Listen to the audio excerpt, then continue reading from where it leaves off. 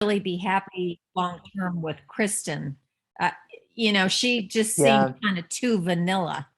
Yeah, I think the problem is more that eventually Kristen won't want to be with someone like him. Mm-hmm. And she will, in my, I have 100 pages written of a second book.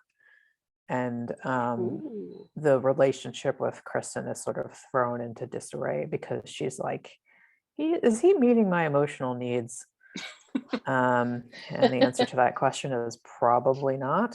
Yeah, seems he doesn't have very many emotions. He does love her, I think. Yeah, but I think she might need someone who's a little more supportive. definitely. Well, yeah, and I almost feel like she would be like constantly on edge of waiting for a shoe to drop of something that he's going to do, and that's kind of stressful on a relationship. Yeah, it's not a safe place to go home to, Right. I would say. Just before we continue, I'm recording this just for people on our book club that aren't able to be here today, so that they can still hear all about the book and from you. I hit the record button, and I was like, I should probably tell someone. I figured, yeah. So yeah, that settles it. So we want book 2. So if you feel the urge, please write it for us. Right. And I'm looking forward to the rights. I want to see this on the screen now. So now I'm starting to run. Who's gonna play Chloe and Charles and Andre? Yeah, it's I don't have any further information on that. It'll be exciting. Okay, so let's talk about Andre. First of all, Megan, Darlene, and Sherilyn, I don't have questions from you. If you have questions, do you have any questions you'd like to ask now? Or do you want me to keep going? I had a question since you just talked about optioning the rights to the book. My question is, will you be involved in that transition? Because sometimes I know writers are involved in making sure that it stays true to the book. And sometimes not. So that was my question. I will give you the skinny on this. Your involvement is a direct correlation with how much power you have, and how much power you have is determined by how much they want the IP. So like someone who has an enormous amount of power, like Stephanie Meyer or J.K. Rowling when they did Harry Potter, got to have say in, like, casting and directors. They really wanted this IP, so I got offered an executive producer credit, which would mean that I would work with the showrunner. I don't think I would have any say in like casting or anything, but I think like I would love to go out there and kind of consult with him on story and stuff like that. I wouldn't be doing any writing for it because I don't have any background in screenwriting. That's good. Thank you. All right. Sherilyn, Darlene, either of you have a question yet? Well, do you think that Andre continues in this program? For the sake of the story, I think he would have to at least like another year. I mean, I think some readers had some question as to whether or not Wyman figured out if he was faking and then just like let it go. In my mind, he didn't. And like I can kind of imagine Andre being in the program like at least another year, because it would be fun to have Charles help him figure out how to keep lying and staying in the program. And then maybe at some point he has a change of heart or something happens where he gets figured out, and then he's just in the story because he's friends with Chloe and Charles. So that actually leads in, one of our members who's not here had a question about Wyman and Andre. So how is it possible that Wyman didn't figure it out? And also, it doesn't seem like Chloe figured it out much either. Charles seems like the only one. Is Andre just really good? Like, he had to have done some research to pull that off. So Chloe is really self-involved. She has no incentive to look very closely at Andre. She would look very closely at anything Will's doing because that's her own self-interest. And I think that the issue with psychopathy is that a lot of it is sort of self-report, and a lot of the sort of people who are psychopaths might not be willing to tell the truth. And then it's really uncommon for someone to want to fake to be a psychopath. So if you just answer the questions in a certain way, after having researched about the psychopathy checklist, I mean, ideally they would make the diagnosis by talking to multiple people, like your school counselor, your parents and your peers. And in Andre's case, he had his brother help him fake the interviews, but also they might have talked to Andre's school counselor. And one thing I was trying to get at, like sort of subtly in the book, is that Andre, when he was younger, gets diagnosed with conduct disorder, which never should have happened. I mean, his sister died, he went through a horrible time, and there's a problem where minorities get diagnosed with like behavioral problems that they don't have. So I don't think it's that improbable that someone could fake this. If it's pretty easy to fake a mental illness if you just say, I'm having these auditory hallucinations and I'm having like time, and like you just go down the checklist of look up schizophrenia on Wikipedia. You could get diagnosed if you wanted to. It's almost a sadness to the story. It's like a realness that it's super easy because there isn't as strong of a focus. Like if you were sick with a cold, they might run the flu test and a COVID test and all the tests, whereas you can just be like, I'm sad, and they're like, you're depressed. So it's like they just kind of take your word for it and run with it. And most of the time someone doesn't have an incentive to lie. So right. Like who wants to be a psychopath? Yeah. That's interesting. I did have to kind of explain this to this book came out in other countries, and I was talking to a British book club about like, well, we don't have college for free in America. You have to sell your soul to go to college. You have to be a psychopath in order to get free college. Yeah. That's funny. That's funny. And I know, Laura, you had another question. Yeah, and it kind of falls into this. What kind of research or how did you find out the information you would need it to be about psychopaths? I had a little bit of a background because I have a doctorate, but in social psychology, which is a separate area, but I had like some understanding of clinical psychology. So I had read a couple of like pop psychology books about psychopathy or sociopaths. And then I got this, the handbook of psychopathy, which is a amalgamation of like research articles written by psychopath experts for other psychologists. So it's like not for the mainstream audience. It's basically a textbook that you would read in grad school. Mm-hmm. So that informed a lot of it. And then kind of like once I kind of understood how their minds worked, it was more important to develop each character of like how this person would look as a psychopath, so that it would feel like realistic while also being every single one of them is different. That makes sense. Interesting. Yeah. Yeah. So still talking about psychopaths, towards the end we got the twins, which we find out one is crazier than the other. Did the doctor know, was the twin sister actually a psychopath, or was she just crazy? Megan, I don't think that she is. I noticed like some readers think that she is, and some think that she isn't. In my view, she isn't. She's just like, you can be a deranged person who's not a psychopath, and you could be a psychopath who's not a deranged person. Right. So she was just kind of like offended at the notion of people that are like her sister and like her dad. And it turns out she was worse than her sister. Her sister is really harmless, I would say. Right. She's very quiet. Very good. All right. Before I move on to other questions I have, anyone else have one they want to jump in on?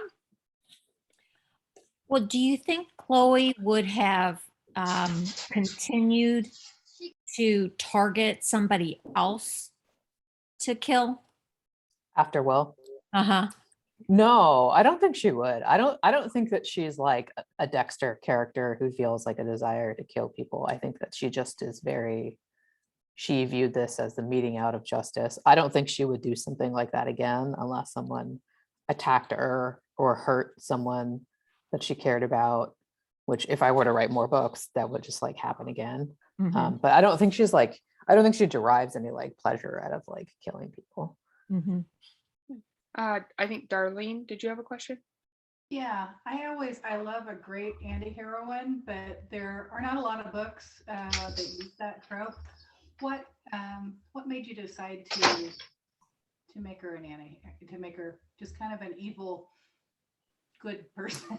Yeah. So I read a lot of thrillers, and I feel like for the past 10 or 15 years, there's been a lot of psychological thrillers about like a woman who marries a mysterious man and finds like clues about him, and she's just sort of like hapless and not particularly intelligent. And like doesn't ask her husband probing questions of like, where were you last night? No, seriously answer the question. So I wanted to write a character that kind of went against that, who was like very driven, very much wants something and will do anything to get it, and who's like smart. And you can see her like planning skills and her bullet journal and her straight A's. So she's not gonna like not ask a follow-up question. And like many people, I was taken with Gone Girl, and like that book sold bonkers, as did The Girl with the Dragon Tattoo. And those are both books with like these kind of driven, intelligent female characters, as opposed to this like, I'm sort of passively observing a mystery around me because my husband or neighbor did something. Like she's driving the story, even though there is still like this other serial killer thing going on. Definitely. I think I just want to throw in on that. What I think I liked about Chloe is that I don't think in her mind killing Will was a bad thing. It was just, he wronged me, so Yeah. I'm going to settle the score and then move on, because I'm going to be a doctor. Like I Yeah. have things to do, so I just need to kind of clean this up, take care of this, so I'm not thinking about it anymore, and move on. But Yeah. it wasn't like I'm murdering somebody. That's not how her No, brain processed there's that no at all. moral question about she was writing a wrong in her mind. Right. Peggy just joined us. Hello, Peggy. If you have questions, you may shout them out here for Vera. Thank you. And- I'm sorry. I'm on the Okay. West Coast and I got tied up with something, and so sorry to be late. Oh, no problem. If you have a question, even if we've already answered it, you are welcome to ask it if you have it. Okay, thank you. Of course. So let's talk about, I want to talk about Wyman a little bit. We don't hear a lot about him in this story. It's more focused on the psychos in the story, which is great because that's not a viewpoint we get. But is there a reason why you didn't, like, it almost made Wyman super suspect throughout the book, and maybe that was the point, is we were all discussing it throughout the month. We were like, he's behind this, he's got to be, where is he? So what was that? What was your reasoning for that? Yeah, I mean, in my mind, I was surprised that people viewed him as like kind of sinister, because I always thought of him, I'm in my head, I always knew he was this like very soft-hearted Quaker man who's like trying to do the right thing. I deliberately, like, I was very careful about the points of views that the novel takes place and when you get a chapter from a different point of view, and that was to build a mystery by shifting perspective and adding clues to the different characters who get the perspective, as opposed to like kind of like cheating and being like, well, how would this person know this? And then like kind of throwing something in there that shouldn't be there. So I wanted to, introduce, the first time you see him is him and Chloe in therapy, so you get to see what Chloe looks like to a third party.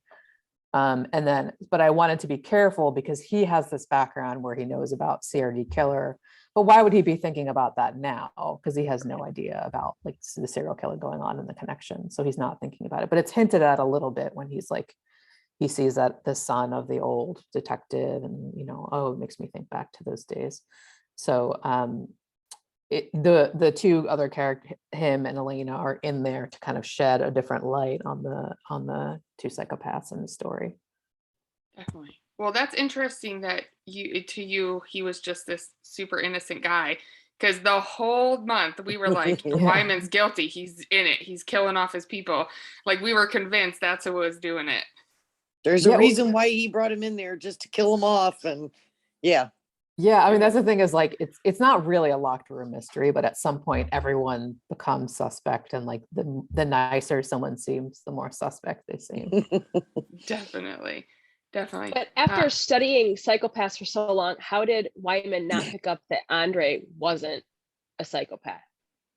Probably because he was taking him at his word. I mean, when Andre acts a certain way, he's assuming that he's not lying.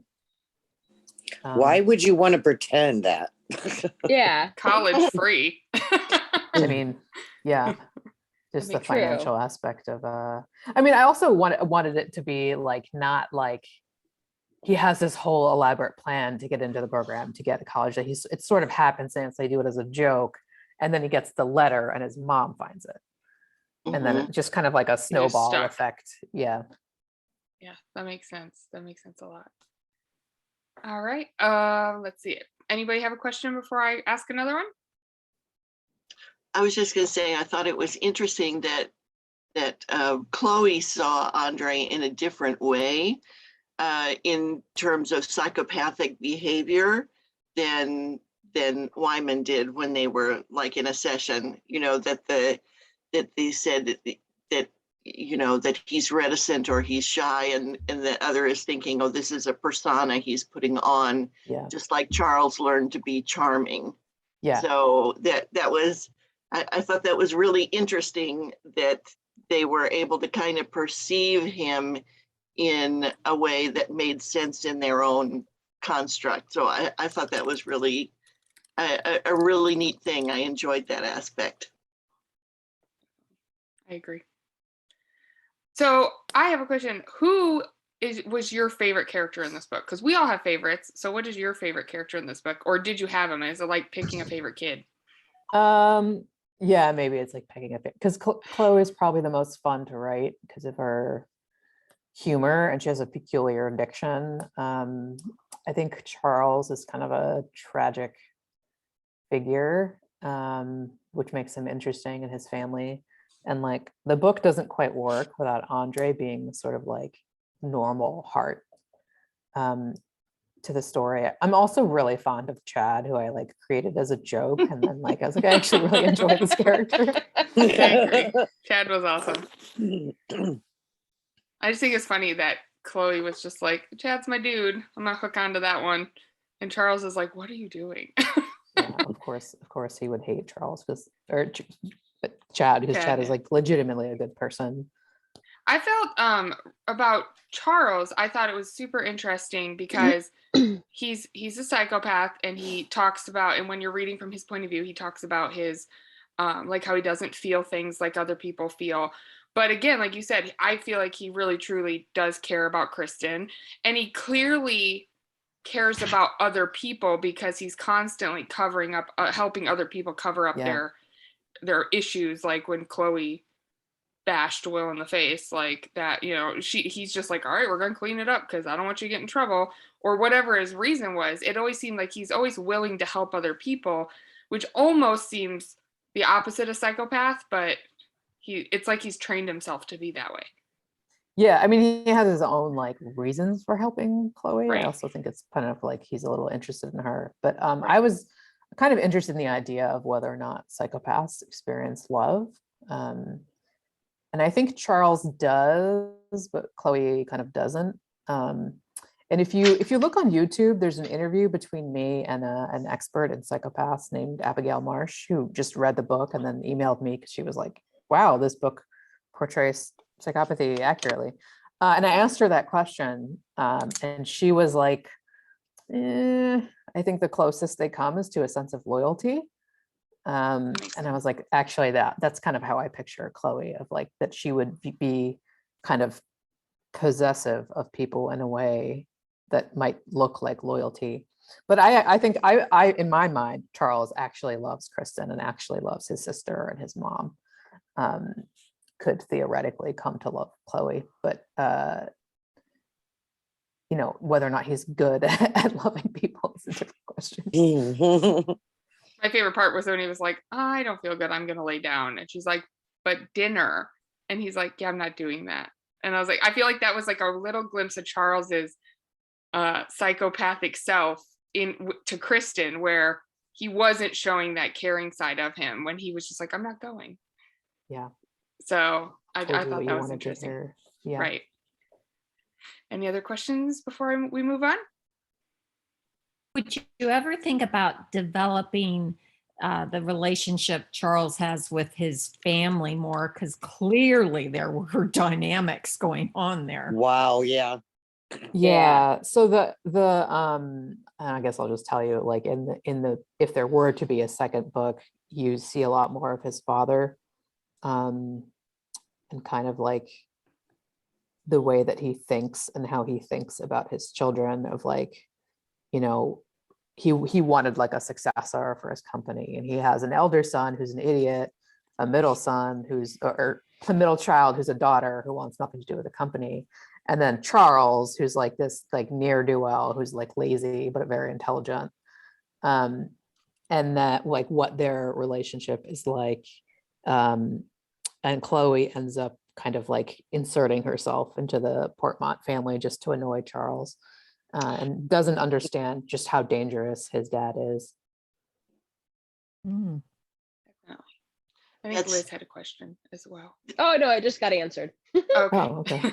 Thank you. Yeah, mine kind of did too, because I came in late, of course, but I was thinking it was really interesting that I really got to care about this group of psychopaths, you know, that wouldn't have cared anything about me. And I ended the book then thinking, well, what happened to them then? You know, what happened to the program? Did they stay in school? You know, did Chloe ever get caught? You know, I mean, I wanted to know what happened to these people. So the idea that there might be a further version of the story is very satisfying. Thank you. That's a great compliment. I mean, I'm a very character-driven writer, and even like a lot of thrillers are written such that you like, yo, I enjoyed the story, but you don't necessarily think about it again. Mhm. And I actually spend a lot of time like thinking about and developing characters, which then makes you attached to them. And like, I mean, there are some readers who are like, all of these people are despicable. Like, and I understand why you're saying, but you really think Andre's despicable? Okay, like whatever. I'm with Peggy. I felt at the end, I was like, I'd hang out with Chloe. Like, even if I knew she was a psychopath, I'm like, she's cool. Like, I just liked her personality. So you did a very good job of, I like when you read a book and at the end you're like, you feel like you're missing best friends because you were so invested in what was happening. Yes. And so that's what I felt with this book. I really liked how attached I got to the characters. So I think please like write part of my goal was to make you kind of uncomfortable with the fact that you're rooting for her to Right? kill someone. which Some is people are weird. just like, I'm for it and I don't feel uncomfortable at all, and like other people are like, I'm rooting for her, but it feels a little weird.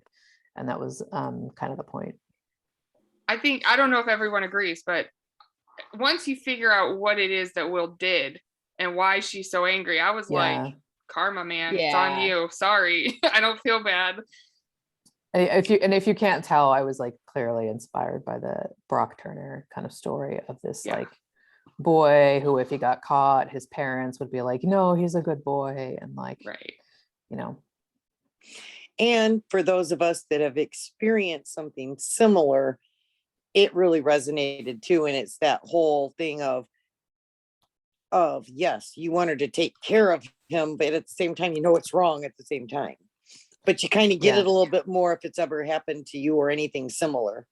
Yeah, and I think this book is very much about like female rage that we can't express because it's not appropriate for our gender, and that's very much a thing that Chloe does, is use the way we view women to her advantage, Mhm. whether it's playing the victim at the right time or being like the sexy girl at the right time, but that to use that to her advantage to do something that a lot of women have like thought about.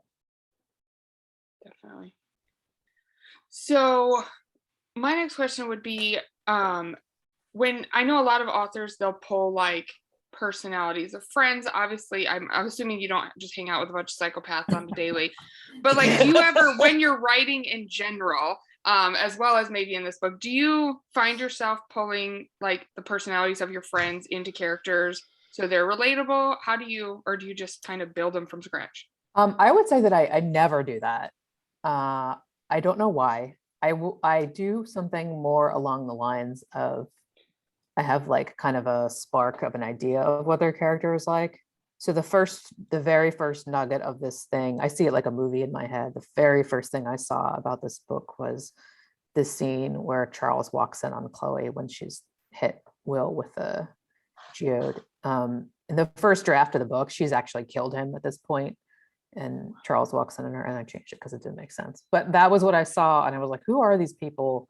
Who is he that he wouldn't freak out about that? And then I kind of like work backwards from that. But I actually spend quite a bit of time like working on a personality profile of sorts, and then filling it out. I don't really take things from real life except for like a little snippet of something that happened. Usually like a plot device I might take from real life, but usually not like a character of a person that I know. Mm-hmm. So following up with that, just when you're explaining your writing, like I'll use you mentioned J.K. Rowling before. I watched a documentary thing about her where she said when she wrote Harry Potter, she wrote like chapter 12 and then she was writing chapter 1 and then she wrote different parts and jumped around. Is that what you do, or do you develop the story like in your head on paper or whatever and then just Right, start at beginning chapter to 1 end. and write? I kind of tend to write in order. If you look on my website somewhere, there's a Facebook post I wrote in like 2018 or 2017 that was literally like, hey guys, I got an idea for a book. It's about a program, da da da. And then a few posts later, I said, and the person who did it is. So I knew kind of the elevator pitch of the book and then the ending. But what I typically do is I have kind of like an Excel file where it's like, right, just like chapter 1, 2, 3, 4. And sometimes I know the plot event at chapter 15. I don't really know what's going to happen 12 or 13, but I kind of fill it out eventually. And for the most part, I write in order. But I'm a very, very strong believer in outlining because the structural integrity of the story depends on, it's sort of like you wouldn't build a house without a blueprint, right? So you need to make the blueprint first. Yeah. Anybody else have a question? All right, I'll follow up with that. So prep time for any book, I feel like when you get into technical topics such as like psychopathy and things like that, how long does it take you to prep before you start? Like how from that nugget of Charles walking in, how long does it take you to write a book? I know some So people knock books out like this. Yeah, How you do it. It normally takes me 6 months to write a book, but I wrote Yeah. this first draft in like 6 weeks, which is really Oh, wow. fast. It kind of depends on how complicated it is. Like the book I'm working on currently, I spent like months just working on characters and then like a long time just working on the structure, and I plotted out the whole book before I even started to write anything. So I've had that idea for a couple years before I ever wrote any, fiction down. That's interesting. So it just depends when Yeah. inspiration hits. Do you suffer ever from writer's block?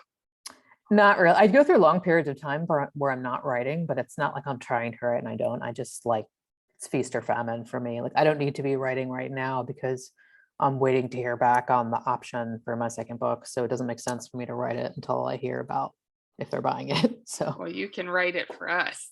We'll buy it. Right. We'll buy it. Absolutely. That's awesome. I think someone will buy it. I think it's just, Oh, yeah. Just kind of waiting around. Yeah, well, we'll just all talk about it and then everyone will want it. And it came up as a recommendation of like top reads on my audio books when I did it in November. That's how I found it. Oh, on Audible? No, I was in Hoopla for my library and I was like, Hoopla, oh, yeah. and then I bought the ebook. And so I was like, all right. I was like, Yeah, the audiobook is really good. I'm very satisfied with how it came out. oh yeah, the voices were it was Precisely. just when I listened and then when I was reading through it with the book club, like having those voices was interesting and just hearing her talk, like Chloe. Yeah. I remember Laura, who's my mom, she while she was reading, she'd message me and be like, this girl is crazy. And I'm like, she's crazy. You should hear her voice because she has zero, whoever voiced her, zero like empathy in her voice when she was talking. She did a great job. Yeah. Of bringing Chloe to life. I was really happy with picking her. That's awesome. It was quite funny. So you keep talking about this new book. When you said you're writing something else now, it's not thriller, it's not psychological thriller. It's a mystery, yeah. Oh, yay. Do you have any idea when that might be done? When should we expect more work? Get on it, Vera. Definitely not 2022 because of how long. I mean, it takes it like at least a year for a book to come out. So, I think it might take me 6 months to a year to write. And then, it's a longer book and it's more complicated because it has more narrators and a dual timeline, and like a full plot in each. It's just like more complicated. So I don't know, within a couple years. I'm not a book a year kind of writer. You just write when you feel in it. Yeah, but to write a book a year, I mean, I don't really know, like, the amount of complexity that I put into some of the things I do. It's just like a book a year is not gonna be possible. Fair. That's fair. We'll just have to So- set alerts to keep looking for her and see if she's Yeah. got any new works. Follow Yes. online. I Yeah. will Check definitely the be talking website. about it if I on social media, like once I sign a deal for a second book out. And we're super announcing it. excited. So we'll be following you to find out about TV, movie, wherever it's going. We're gonna watch Yeah. it. What are your favorite books to read? I think that maybe 70% of what I read is literary fiction, and then 30% is kind of combination of mystery, thriller, fantasy. I have a pretty broad TBR list. Like currently I'm reading a bunch of like deliberately very thick books, you know, like winter books you want to curl up with, those sorts of things. But generally speaking, I like the very character driven, which is why I lean towards literary fiction. Okay. All right. Anyone else have questions? All my questions are really more like comments in whatever you're working on, even though it's more complicated and longer and everything. I hope it still has the surprising little flashes of humor, because that's one of the things that I really loved about the book, and something that I think set it apart from a lot of thrillers, you know, that take themselves very seriously and want, you know, fear in every sentence. But especially for psychopaths, the little flashes of humor just really took me by surprise and made me laugh out loud.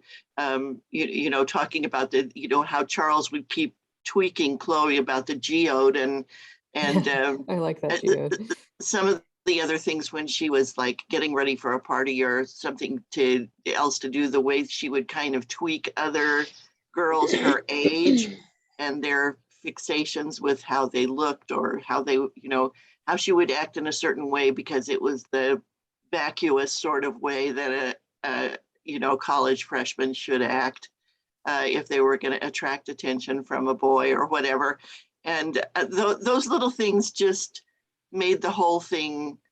I think maybe that's one reason why we liked the characters so much, was because having those little flashes of dry humor made them more human and more attractive to me anyway. So I hope that continues in the next book, but I just wanted you to know I really appreciated that aspect. Yeah, I think, you know, when I was writing the book, I didn't set out to write something funny. It was more that Chloe is sort of judgmental. So she would like say things that were snarky, that were funny. And like, I think just like, I'm kind of like a funny person. So that just kind of naturally bled through into the book. And like, I agree, like thrillers for the most part don't have humor. Like cozy mysteries will do, but like thrillers don't. And like, that's kind of a shame, because, you know, I'm a big fan of horror as a genre, like horror movies, and like horror and comedy are like that, you know? So I hope the next book has some humor in it. It's just like a lot of kids, you know, joshing around. So like, of course, they're making a lot of jokes. So I would hope that bleeds through. But I mean, I still find Chloe very funny. When I like listen to the audiobook, I still laughed, even though I wrote those jokes. What I noticed about Chloe, and I really liked, is when she noticed like someone was in her room or something was knocked over out of place. Most people would be scared, or at least worried. It was almost like she was super upset because it was an inconvenience. Like, this is not going according to how I want it to go, so it's just smooth and over with. She almost seemed inconvenienced every time something happened where somebody was clearly, you know, looking at her stuff or trying to get to her things, or, you know, like the weird tech guy that hacked into computers. Trevor, yeah. She seemed just inconvenienced. The thing that's like really hard about a book like this is that reading and writing a thriller is so much about fear, and like, how do you do that with characters that don't feel fear?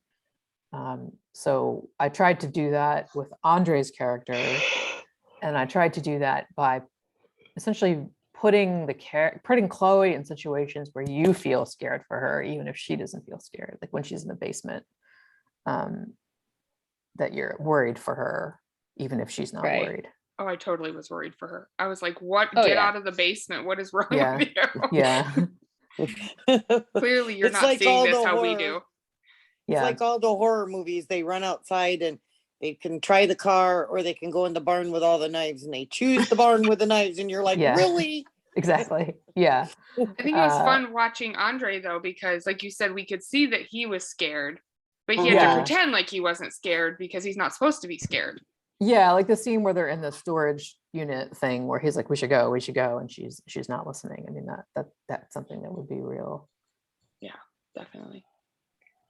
Anyone else got a question? Well, I have a question what your writing process is like. You've talked about an outline and that you pretty much write from beginning to end. Mhm. Do you do a lot of research up front? Are you doing research along the way?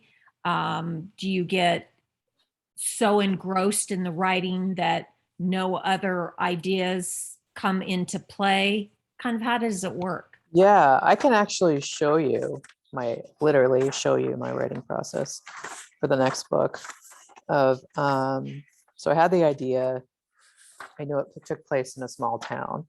All right, so I typically draw a map. I don't know how well you can see that. I draw a map of the town so that I drew a map of the campus that the book takes place in so that it feels like a real place. And then I work on character outlines. That's what these are, like just kind of handwritten notes. And then I kind of work on the dynamics between them. I typically have a calendar of events, which is very important for the Chloe book because she has 60 days to kill Will. And then the other murders are kind of happening at the same time. And then it gets to actually like working on a chapter outline. I typically don't work on anything else when I'm I'm trying to think of the last time I wrote a short story. I probably wrote a short story after I wrote this book, and then that's like the last thing I've written for a while. But like I might have an idea for a book that's like simmering on the back burner, but like mostly I've been thinking a lot.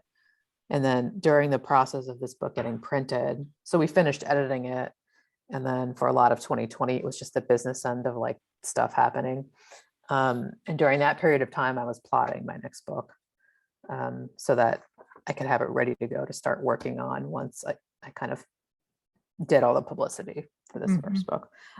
I think it's really unfortunate that a lot of writers are promoting book one while writing book two, and I didn't want that to be the case because promoting a book is like a huge drain and it's takes up a lot of your emotional energy. Mhm. Definitely. I see that.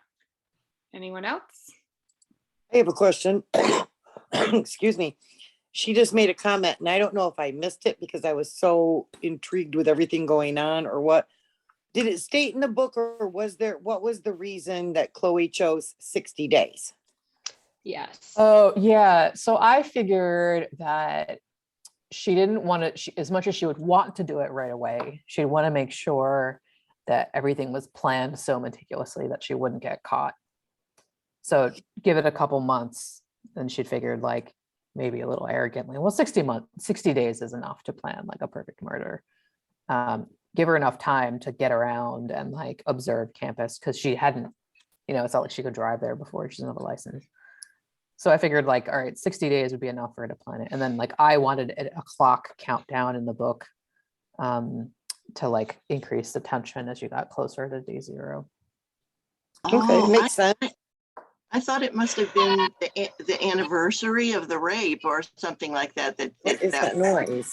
Oh no, it was just the long enough for her to be on campus to know where things are and like that kind of stuff. To do her reconnaissance.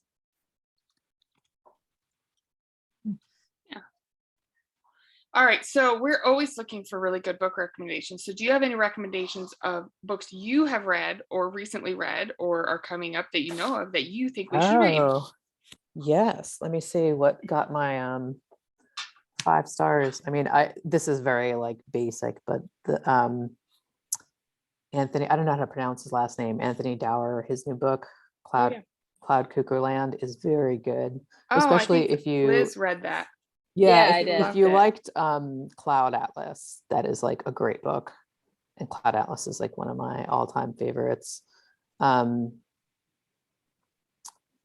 I just read, it's not a new book, but Pachinko, which is a multi-generation kind of epic about this family living in, well, some of it's in Korea and some of it's in Japan. And like, it's a massive, giant book. That one I really enjoyed. I'm trying to think, I'm currently reading some historical fiction about the Tudors, which I always come back to somehow. And I got a bunch of books for Christmas that I'm excited to start, including Dune, which everyone is reading now, and Hell of a Book, which I think just won the National Book Award, or Wow. Man Booker, one or the other, and Richard Powers' new book, The Bewilderment. Yeah, so I read pretty broadly. I'm reading a George R. R. Martin vampire novel right now. I mean, that's I'm kind of all over the place. You write a little bit of everything, which I think is Yeah. interesting because a lot of authors just pick one genre and run with it. I like that you jump Yeah. around. I think that's interesting. Yeah, it was kind of a concern for my agent and publisher to be like, well, how do we market someone who's multi-genre? And I'm like, well, I don't know. Other people have done It'll be Um, fine. it.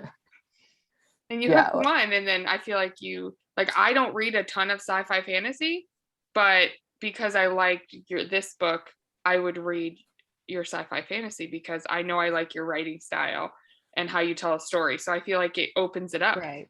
Yeah, I think if your first book hits well enough, it gives you leeway to kind of like do something else.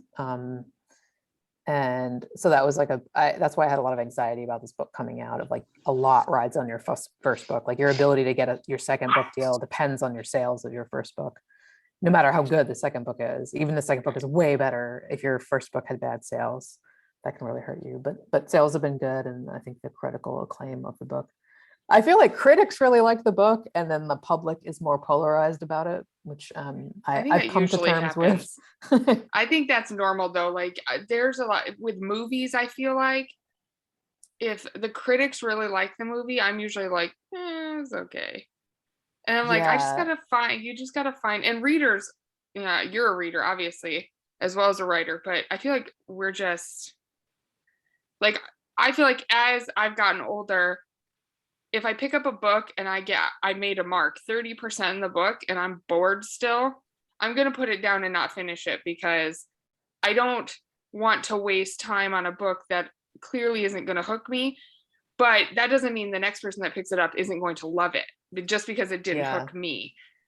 Yeah, it's like different strokes for different folks. And Yeah. like, I think that some people, when they read a thriller, they want like wild and crazy twists, and they definitely have to have a wild and crazy twist at the end. And like, I don't view the ending of this book as a twist. And I think some people were like kind of upset that there wasn't like a wild twist at the end, or they didn't like that it was the non-evil twin that did it. And I was like, well, to me, the story is not even about the plot. It's about these characters and how interesting they are. I do agree. But not everyone, has the same priorities. But that's Right. okay. That's okay. We can all have different priorities. But this was a very good book. It got very good comments and critiques in our book club, and of course we don't pick books that have bad reviews just because we're like, uh-oh, if everyone thinks this book is bad, we're not going to read it. And so we pick books that have pretty good reviews, and I didn't even look at the reviews on this one. I just listened to it and was like, oh, this was really good. Now everyone's going to read it. So but I feel like we all quite enjoyed it. We loved it. Yeah. And we will definitely be looking forward to a sequel as well as your other books. We're holding out hope to know what happens to Chloe and Yeah. Charles and Andre. Yes. I will of course be updating social media if I get any news about TV or another book deal. Hopefully one of those things will happen within the next few months. We'll just send Um, bulk emails to the publishing companies like, hey, give her a deal. We need more. They're talking about it in January, so I don't, it's Yeah, like, I nothing hate- happens in the book world in December. Their budget's gone. They have to wait. Yeah. That's what So I've maybe learned over the January years. means bigger budget to give me. I don't know. Yeah, January and February, that's usually when, I know Liz and I have been working in the book world for quite a while, and Oh, like we do reviews all the time, and when we ask them about books and we talk to publishers, it's always nothing new happens. No decisions get made from like end of October to the end of the year. Like there's nothing. And then most of the publishers are closed the end of the year. So yeah. January, February, everything happens. That's when they pick the new books and they lay them out for their futures. So Yeah. So it's just a Yeah. waiting game for now. yeah, fingers crossed for you. Yes. Thank you. Yes. Well, anyone have any last questions before we let Vera go? Comments? If you think of one later, you can just tweet at me on Twitter. Yes, absolutely. Well, thank you so much for joining us. This was awesome. We're very excited. This is our first Zoom meeting actually for our Ah. book club. We do it all via like messages and types. So we're going to continue this. Actually, we're going to do Zoom meetings every month for our books, as Oh. well as our back and forth on our book club as well. Yeah, that's cool. So this is I'm glad you awesome. enjoyed it. Thank you. And thank you, everyone. Say thank you to Vera for joining us. Thank you. Thank you. Thank you for having Thank me. you. Thank you. You have a wonderful day. Yeah, you too. Book club, if you want to stick for a second, we'll just talk real quick about, bye-bye. You can go if you want. All right, book club. So thank you guys for coming. I know it's hard to pin down a time that everyone can come because we're different time zones. We're going to try to do this maybe twice a month. I upgraded my Zoom so that we can do these sessions more often. So we'll try to do them at least once a month, but maybe twice a month to discuss what we're reading. Is everyone reading this month's book? Have you started it? Are you questioning it? I haven't started it yet. I'm a new member, so I don't even know what it is. Yeah, me It's neither. People, what is it, Liz? People We Meet on Vacation. I get the Oh, name people of we it. meet on vacation. Okay. Yeah. By Emily Henry. So we jump, and just so you know, if you're newer, Liz and I have been doing this for a couple of years now, but we Yeah. started it on Facebook, and then we moved it over to book clubs, and then we made it public, which I don't know why it wasn't public before, but we made it public which is why it started growing. But Right. we never do the same genre back to back. We like to jump around. Sometimes Liz and I pick the books. Sometimes we throw out options. For January's book, we did a poll in book clubs for the top romance novels according to Goodreads 2021 awards. So we picked the top 5 books and let everyone vote on them. So we will never, like next month, it won't be romance, it'll be something else. And we just change it up. And there is a section on book clubs where you can recommend books, and we'll pull books from there as well. All right. So when you have your ongoing discussions, are they in messages on book clubs or? We do it all through book clubs. I'm trying to find, so we have some people that don't want to do Zoom. They want to do like a chat type of thing. So there's not video and audio. They just want to like kind of like almost like a Google chat back and forth. So I'm trying to find a good option. I haven't found a decent one where some people don't want to share their personal information. As the book club runners, we do have access to your emails, but not everyone has Gmail. So if you have a good option for like a chat option where we could just chat back and forth in a given time, like have an ongoing chat box that everyone can jump in, or a messages or something like that, we could do that as well. That is something we're looking into. We just haven't found a good option for like an ongoing chat that doesn't involve video or audio. So we What want to about a have Facebook? options for everyone. It could be Facebook if everyone wanted to like be friends with each other. So it just depends on And book privacy clubs and does- how people. Right, book clubs doesn't have anything like that.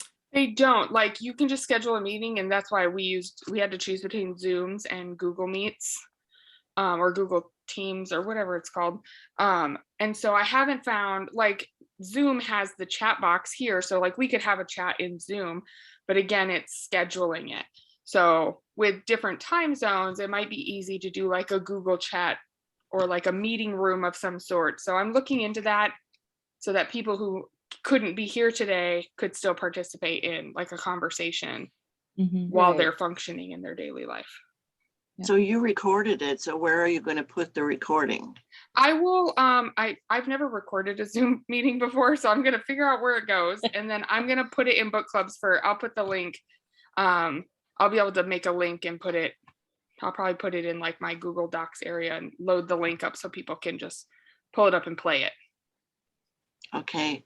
Another book clubs group